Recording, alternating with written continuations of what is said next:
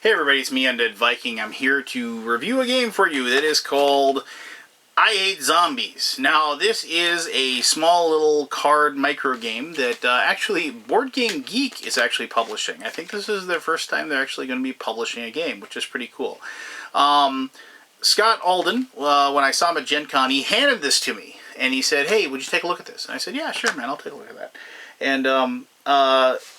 And I'm glad he did, because what's weird is, actually, when I saw it, it didn't click immediately for me, but if you've watched my channel, you know that Scott Nicholson came to my house this past summer, and we ended up talking a little bit about zombie games, and about how the inundation of the whole zombie genre is kind of, there's lots of different games out there, Zombie Dice, and you know, just Zombicide, and you know, Zepocalypse, and you know, Apocalypse, and you know, all these different zombie games, and some of them are really good, and some are you know, and you know, and really, honestly, one of the very first games that I played, right, was Zombies. You know, the game with all the little zombie miniatures, and you're racing through the town trying to escape, and like a Beer and Pretzels game that I actually enjoyed quite a bit.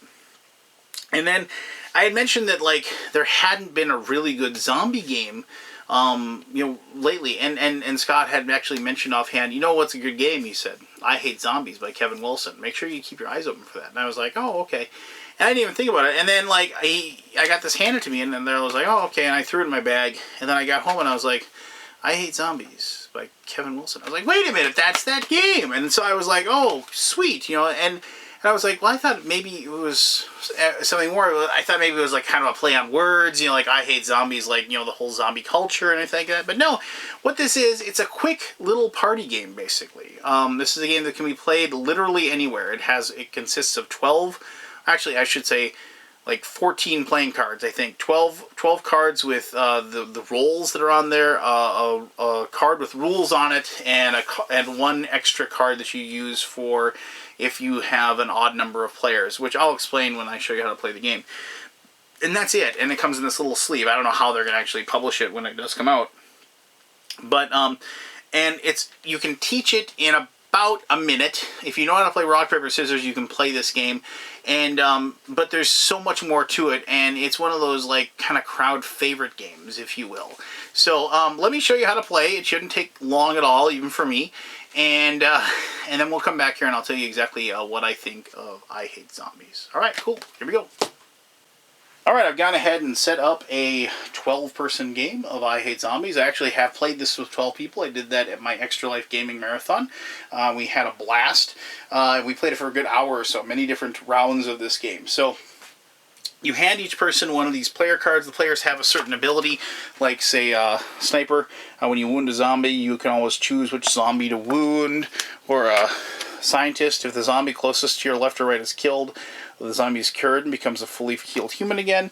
So different little powers and abilities. You have to choose a first player, if you will.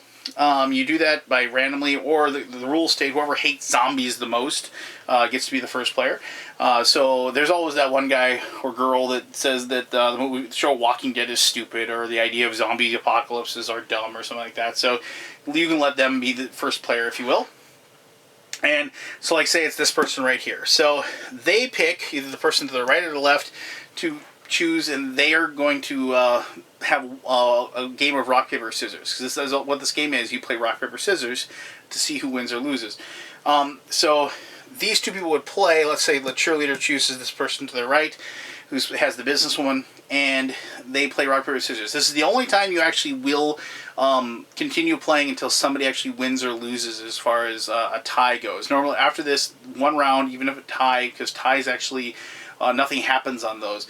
Or if certain abilities come into effect with a tie, that happens as well. So these two play. So let's say the first player loses, they become a zombie. So now going around the table, every other person becomes a zombie. Now, zombies are the only ones that are going to actually making, like, taking turns, if you will. Humans just sit around and wait to get attacked. And if you end up with an odd number of players, you will put this card in the middle of the board. If there's more zombies, when the first zombie is killed, you discard this card instead. If there's more humans and the first human dies, you discard this card yet. In both cases, you would heal the person that was killed to full, whether they're a zombie or a human, if that happens. So that's what you do if you have an odd number of players. So on a person's turn, the zombie just says, I'm going to attack the person to my left or to my right, and they just attack that person. And they play 1 round of rock, paper, scissors. If they do damage, you just turn the card. Zombies can take 3 points of damage before they're destroyed. At that point, they're destroyed.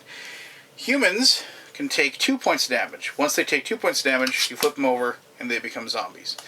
And the play continues, just you do clockwise. So you start with a zombie, go to the zombie, go to the zombie, and they go around the table doing damage. Now, and they play 1 round of rock, paper, scissors. 1, 2, 3, shoot, or 1, 2, 3, or whatever you do, however you happen to play, rock, paper, scissors, shoot. That's how we do it. So, it's very simple, and it would be, kind of a game if it wasn't for the special powers. Like a soldier, they win by throwing scissors. If the attacking zombie is immediately killed, doesn't matter how many hit points the zombie has. So that's what that little double think thing. Am I going to throw scissors? Well, then you're going to throw a rock, right? But then maybe I'm going to throw paper, and I'm going to do damage to you. But now you're thinking, okay, well, if you're going to throw paper, then I better do this or I better do that. And so you start that little weird bluffing and double think, just like you always do when you play rock, paper, scissors, but just at a different level, if you will, for this game. And so you just continue until one side is wiped out. If the zombies if the humans kill off all the zombies, obviously they save the human race, and they win the game. If the zombies kill off everything, all the surviving zombies win, except for the last person that is taken out. And I'm going to read exactly from the rules here. It states, what does it say? Yes. If the humans are turned into zombies, then the surviving zombies win the game.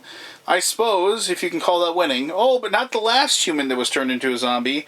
They lose. They were mankind's last hope, and they failed everyone. I hope you're happy. So, let it not be said, this game does not have a sense of humor, if you will. But the game is fantastic. It plays quick and fast. Everybody's cheering. Everybody's getting up on their feet and having a great time.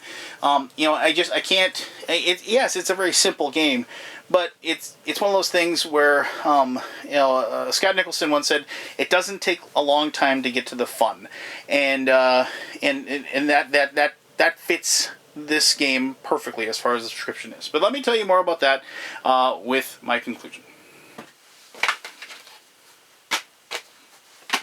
Alright, so I hate zombies! And I just noticed it was like, this one's actually signed by Kevin Wilson. It says, grr, arg, Kevin Wilson on the back there. So that's pretty cool. And because I actually really dig him as a designer. So I really can't expound too much more than what I already just did as far as how to play the game. It's not a really difficult game to learn. It is a game that you can literally carry anywhere that you want. And if you have a group of like 6, 7, 8 people, it's something you can play. Yes, there are rules for playing with 2 players. You just get more zombies and players out there. You can, and there's different rules for smaller numbers. But this game is geared towards that larger group, and it is the perfect thing to play when you've got a bunch of people sitting around waiting to do something. Our game for that used to be Skull and Roses, just because it was a quick game to play. But Skull and Roses actually could linger on. It could keep going a little bit. But this actually is a game that, because you're just, that's all you're doing, it goes quick. And as I said, people start cheering, people start getting excited, and there's that moment where, like, I don't know how many times people are like, oh, wait, let's go, and they're like, wait, let me think, and they actually, like, and I've always been a big fan of don't think, just go, and remember, it seems like everybody always wants to go scissors, because people like doing this, so I'm always like, rock, but wait a minute, no, then people think rock, but then they're going to go paper. No, and so there's that thing. The whole, well, you've played rock, paper, scissors for like, probably something more. You're like, who has to do the dishes, or who has to, give the inebriated friend a ride home, things like that.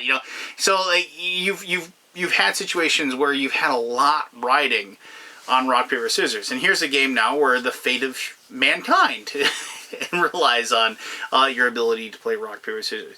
I mean, it's flat out fun. and it's cheap. And if you have a whimsical nature, and you know that you're going to have a large group of people at your house for a game night, and you want that perfect game to kind of get the night started, or the perfect game to kind of wind the night down, then I can't recommend I Hate Zombies enough.